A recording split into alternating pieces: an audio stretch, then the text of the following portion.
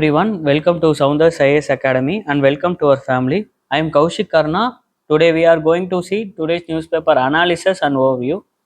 First news article பார்க்கலாம். First news article related to ஜப்பானில் ரீசெண்டாக எர்த்குவாக் நடந்துச்சு. அதை பற்றி உங்களுக்கு தெரிஞ்சிருக்கும்னு நினைக்கிறேன். நம்ம எக்ஸாம் பெர்ஸ்பெக்டிவாக ஜாப்பனீஸ் எர்த்குவாக் பார்க்க வேணாம். ஜஸ்ட் எர்த்குவாக் அப்படின்னா என்னன்னு பார்க்கலாம். அதோட பேசிக் ஃபேக்ட்ஸ் பார்க்கலாம். இந்த ஆர்டிக்கல் ஜஸ்ட் ரீட் பண்ணிக்கோங்க. நம்ம ஃபர்தராக இதை பற்றி பார்க்கலாம்.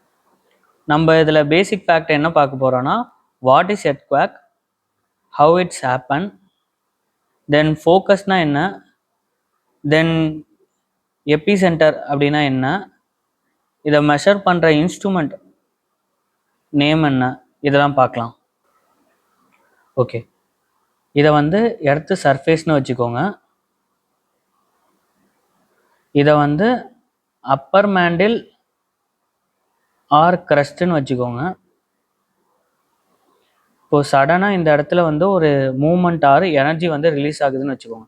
இது அப்படியே ட்ராவல் ஆகி கிரவுண்டை பயங்கரமாக ஷேக் பண்ணும், இல்லை ட்ரம்பிள் பண்ணும்.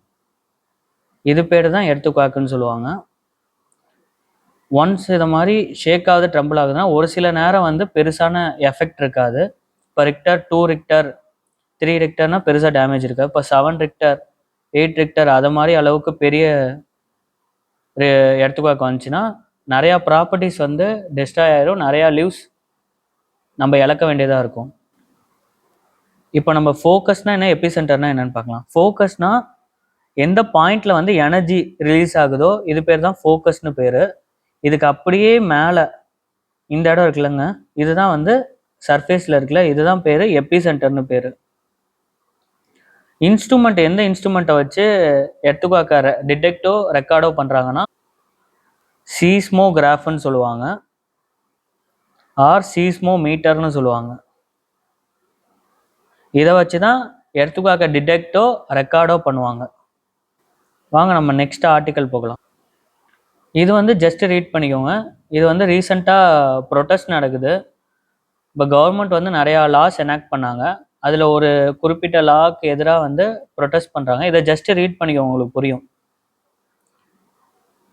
இது இதையும் ஜஸ்ட் ரீட் பண்ணிக்கோங்க. நம்ம இந்த ஆர்டிக்கல் பார்க்கலாம்.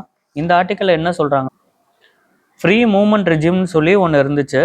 அது என்னென்னா, பார்டரில் India border or either Myanmar பார்டரில் tribal people or citizens leave பண்ணுவாங்கள்ல, அவங்க ஃப்ரீயாக மூமெண்ட் ஆகி போய் அங்கே ஏதாவது பொருள் வாங்கிட்டு இங்கே வரலாம், அதை மாதிரி இருந்துச்சு. இப்போ இதை என்ன பண்ண போகிறாங்கன்னா, யூனியன் கவர்மெண்ட் இந்த ஃப்ரீ மூமெண்ட் ரெஜிமை என் பண்ண போகிறாங்க. அதை பற்றி தான் இந்த ஆர்டிக்கல் பேசியிருக்காங்க. இதை ஜஸ்ட்டு ரீட் பண்ணிக்கோங்க.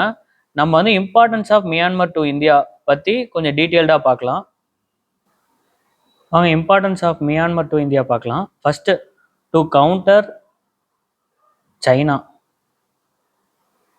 சைனாவோட இன்ஃப்ளூயன்ஸ், சைனாவுக்கு மணி பவர் ரொம்ப ஜாஸ்தி.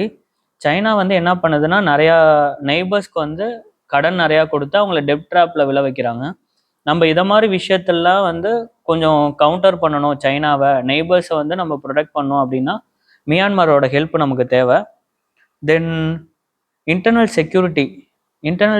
இந்தியாவோட இன்டர்னல் செக்யூரிட்டியாக எதுக்கு இம்பார்ட்டன்ட்னு பார்த்தீங்கன்னா, இன்சர்ஜென்சி நிறையா பார்டரில் நடக்கும். North eastern, especially north eastern பார்டரில் நடக்கிற இன்சர்ஜென்சிக்கு இவங்களோட ஹெல்ப் வேணும் to control. Next, strategic location. Myanmar தான் gateway to south east Asia. South east Asia கூட நம்ம கனெக்டடாக இருக்கணும் அப்படின்னா மியான்மரோட ஹெல்ப் நமக்கு தேவை. Then economic cooperation. நிறையா நார்த் ஈஸ்ட் பார்டரில் இருக்கிற பீப்புள்ஸ் ட்ரேடு அதிகமாக மியான்மர் பீப்புள்ஸ் கூட தான் பண்ணுறாங்க. அவங்களோட லைஃப் அண்டு அதர் எசென்சியல் திங்ஸுக்கு அவங்க மோஸ்ட்லி மியான்மரை சம்டைம்ஸ் டிபெண்ட் பண்ணி இருக்கிற மாதிரி இருக்கும். அதனாலேயும் நமக்கு மியான்மர் ரொம்ப முக்கியம். அண்ட் ஏஷியானில் இவங்க one of the key member. அதனாலேயும் இவங்க நமக்கு ரொம்ப தேவை. வாங்க நம்ம நெக்ஸ்ட் ஆர்டிக்கல் போகலாம். இந்த ஆர்டிக்கல் அதிகமாக ரிப்பீட் ஆகிட்டே இருக்குது. இதை ஜஸ்ட் ரீட் பண்ணிக்கோங்க. நம்ம ரேபிஸ்னால் என்னன்னு சொல்லி கொஞ்சம் டீட்டெயில்டாக பார்க்கலாம் எக்ஸாம் பர்ஸ்பெக்டிவ். வாங்க ரேபிஸ் பற்றி பார்க்கலாம். இது காஸ்டு பை இந்த ரேபிஸ் டிசீஸ் வந்து காஸ்டு பை யாருன்னு பார்த்தீங்கன்னா லைசா வைரஸஸ்ன்னு சொல்லுவாங்க. இது வந்து வைட் ரேஞ்ச் ஆஃப் மேமல்ஸ் மேலே இது இருக்கும். இது வந்து காமன்லி எப்படி ஸ்ப்ரெட் ஆகுதுன்னா, spread to people by bite of and dog or cat மூலியமாக தான் இது காமனாக ஸ்ப்ரெட் ஆகுது. ரேபிஸ் வந்து வேக்சின் ப்ரிவென்டபிள். பட் ஒன்ஸ் வந்து கிளினிக்கல் சிம்டம்ஸ் வந்துருச்சு, ஒருத்தவங்களுக்கு ரேபிஸ் இருக்கிற கிளினிக்கல் சிம்டம்ஸ் வந்துருச்சுன்னா அவங்க 100% டெத்து தான். அவங்களை காப்பாற்ற முடியாது. ஃபேக்ட்ஸ் பார்க்கணுன்னு வச்சுக்கோங்க. 36% ஆஃப் ரேபிஸ் வேர்ல்டு டெத்து, வேர்ல்டில் இருக்கிற 36% ஆஃப் ரேபிஸ் ரிலேட்டட் டெத்து வந்து இந்தியாவில் தான் நடந்திருக்குன்னு WHO சொல்லியிருக்காங்க.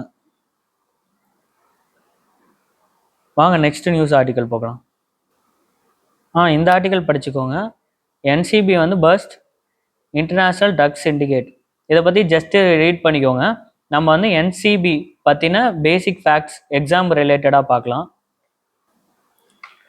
ஃபஸ்ட்டு NCBனா என்னன்னு பார்க்கலாம். NCBனா nothing but narcotics control bureau. Then இதை வந்து எப்போ ஃபவுண்ட் பண்ணியிருக்காங்கன்னா 1986 ஃபவுண்ட் பண்ணியிருக்காங்க. இது அண்டர் எந்த ஆக்ட்னு பார்த்தீங்கன்னா narcotic drugs and psychotropic substance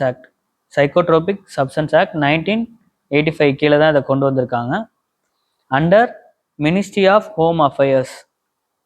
இதோட ரோல் என்னன்னு பார்த்தீங்கன்னா, இதுக்கு 2 முக்கியமான ரோல் இருக்கு. First drug law enforcement, then intelligence collection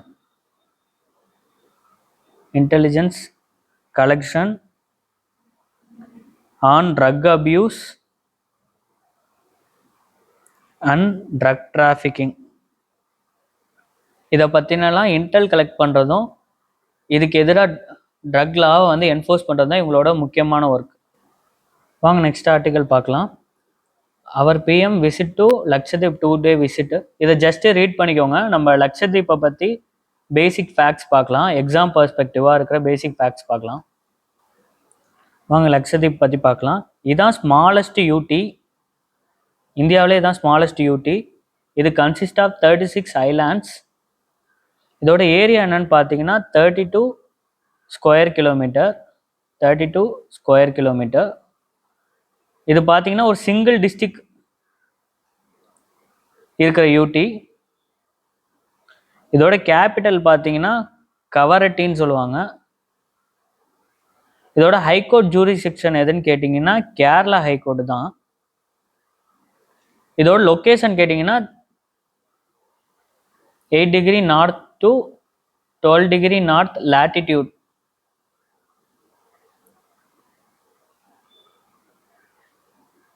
eight degree சேனல்னு ஒரு சேனல் இருக்கு. அது வந்து என்ன பண்ணுதுன்னா separates Minicoy island and Maldives. இது ரெண்டையும் செப்பரேட் பண்ணுறது 8 டிகிரி சேனல் தான். அப்புறம் நார்த்தன் மோஸ்ட் ஐலாண்ட் எதுன்னு கேட்டிங்கன்னா லக்ஷதீப்பில் அமின்டிவி ஐலாண்ட்ஸ் தான். சதர்ன் மோஸ்ட் வந்து மினிகாய் ஐலாண்ட். லார்ஜஸ்ட்டும் இந்த மினிகாய் ஐலாண்ட் தான். கோகனட் தான் வந்து major crop. Only major crop வந்து இங்கே கோகனட் தான். ஓகேங்க, நெக்ஸ்ட் ஆர்டிக்கல் பார்க்கலாம். இதை வந்து ஜஸ்ட் ரீட் பண்ணிக்கோங்க. நான் கோலை பற்றி நிறையா பேசியாச்சு. கோலை பற்றி நான் ஒரு செப்பரேட் வீடியோவே போட்டிருக்கேன். நீங்கள் அதை போய் ஜஸ்ட்டு ரீட் பண்ணிக்கோங்க. அவ்வளோதாங்க, இன்றைக்கி எதுவும் பெருசாக அவ்வளோதான் news. Thank you all. Signing off from Kaushik Karna. தேங்க்யூங்க. see you all.